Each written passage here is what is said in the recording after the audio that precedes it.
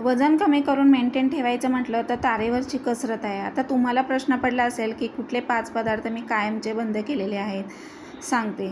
त्या अगोदर बघा, मी काही जस्ट 4 ते 5 सवयी लावलेल्या आहेत. तर खरं तर त्या सवयींनीच माझं वजन झटक्यात कमी झालेलं आहे. तर मी काही खाल्लं तरी माझं वजन वाढत नाही. कसं?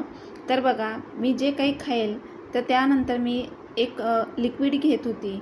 आता सकाळचा मी जर नाश्ता केला, भरपूर नाश्ता करायचा आहे, जेवढं पोटाला लागतं तेवढा नाश्ता केला, त्यानंतर ब्लॅक कॉफी, दुपारचं जेवण झालं की ग्रीन टी आणि रात्रीचं जेवण लवकर करून मी फॅट कटर ड्रिंक घेत होती, ओवा, बडीशेप, जिऱ्याचं पाणी.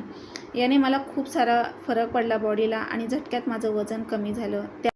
आणि हो, मी साखर कायमची बंद केली. साखर, मैद्याचे पदार्थ, त्याचबरोबर बाहेरचं सगळं पॅकिंगचं मी पूर्णपणे बंद केलेलं आहे.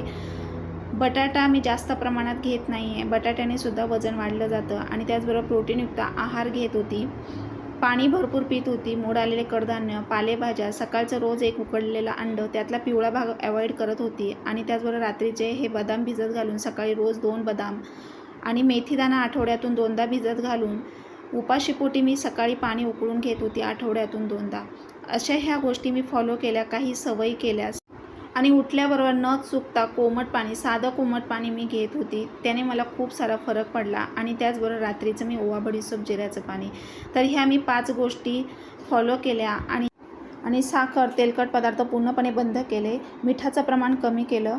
तर ह्या सवयी मी केलेल्या आहेत. त्यामुळे खूप सारा फरक पडला. तुम्ही पण करा, तुम्हाला नक्कीच फरक जाणवेल. आणि महिन्यात तुमचं 5 किलो वजन सहज कमी होऊ शकतं. तर ह्या गोष्टी तुम्ही फॉलो करा. आठवड्यातून 2दा हे मेथीदाण्याचं पाणी घ्या. त्याने बघा पोटावरची चरबी वितळायला लागेल. आणि उन्हाळा हे बेस्ट सीझन आहे वजन कमी करण्यासाठी, कारण या दिवसांमध्ये आहार कमी घेतो आणि पाणी भरपूर पितो.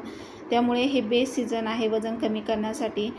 त्याचबरोबर बघा, सॅलड भरपूर घ्यायचा आहे. मोड आलेले कडधान्य, पालेभाज्या आणि त्याचबरोबर ज्वारीची भाकरी. याने फास्ट वजन कमी होतं. आणि रात्री झोपण्या अगोदर फॅट कटर ड्रिंक, ओवा, बडीशेप, जिऱ्याचं पाणी. तर या गोष्टी नक्की फॉलो करा. तर आज इथे मी बघा हळदीचं दूध घेत आहे.